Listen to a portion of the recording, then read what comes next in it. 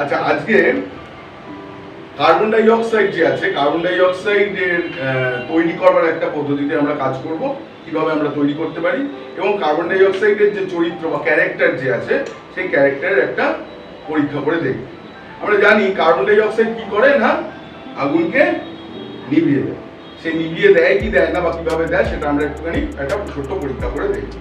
এর জন্য আমরা নিয়েছি কি একটা ছোট্ট একটা জলের গ্লাস নিয়েছি, কাঁচের জলের গ্লাস, আর খানিকটা ভিনিগার নিয়েছি, আর এটা কি নিয়েছি, বেকিং সোডা বা খাবার সোডা নিয়েছি।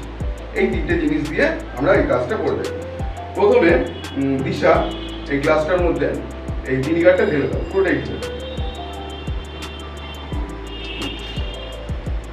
ঠিক আছে, ঢেলে দিয়েছি। তাহলে এই গ্লাসের মধ্যে আমরা কি দেখতে পাচ্ছি, গ্লাসের মধ্যে খানিকটা ভিনিগার আছে। এইবার এই যে খাবার সোডাটা আছে, এই খাবার সোডাটা আমরা ঢালবো, কিন্তু খাবার সোডাটা দিলেই কিন্তু এটার মধ্যে রিয়াকশন হয়ে কি হবে না, গ্যাসটা তৈরি হবে, অর্থাৎ কার্বন ডাই অক্সাইড গ্যাসটা তৈরি হবে। এই খাবার সোডাটা দেওয়ার আগে আমরা কি করছি, মোমবাতিটাকে জ্বালিয়ে নিচ্ছি।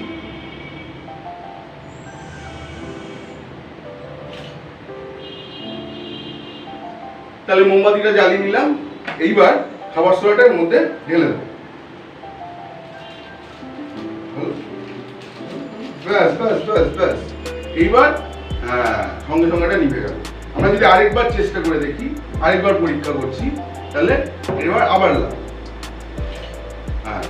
নিভে গেল। এই যে এই ছোট্ট পরীক্ষাটা থেকে আমরা দেখতে পাচ্ছি যে কার্বন ডাই অক্সাইড তৈরি হচ্ছে খাবার সোডা আর ভিনিগারের দুটোর তৈরি হওয়ার ফলে, দুটোর মিশ্রণের ফলে, অর্থাৎ কেমিক্যাল রিয়াকশনের ফলে।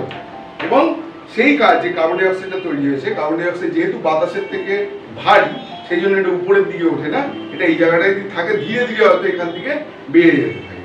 এই জন্য যখনই আমরা এটাকে এরকম করে হেলিয়ে দিচ্ছি, তখনই সেই হেলিয়ে দিলে সেইখান থেকে কার্বন ডাই অক্সাইডটা তৈরি হয়ে এইটা নিভিয়ে দিচ্ছে। এখন এটা নিভাচ্ছে না, কারণ এটা রিয়াকশন হয়ে গেছে। আমরা যদি আবার খানিকটা খাবার সোডা দিয়ে দিই, তাহলে দেখবো এটা যে খাবার সোডা তৈরি হয়েছে সেইটা এটাকে নিভিয়ে দিচ্ছে। ঠিক আছে, এইভাবে জিনিসটা হচ্ছে। এটা বাড়িতে খাবার সোডা এবং কার্বন ডাই অক্সাইড ভিনিগার থাকে হয়তো, সেটা একটু জোগাড় করে তোমরা এই পরীক্ষাটা বাড়িতে করে দেখতে পারো।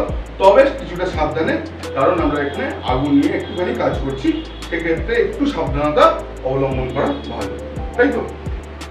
এইভাবে তোমরা বাড়িতে ছোট ছোট জিনিসগুলি করে দেখতে পারো। তোমাদের কেমন লাগছে আমাদের অবশ্য কমেন্ট করে জানাতে পারো, বা যদি কোনো প্রশ্ন থাকে সেক্ষেত্রে আমাদের জানাতে পারো।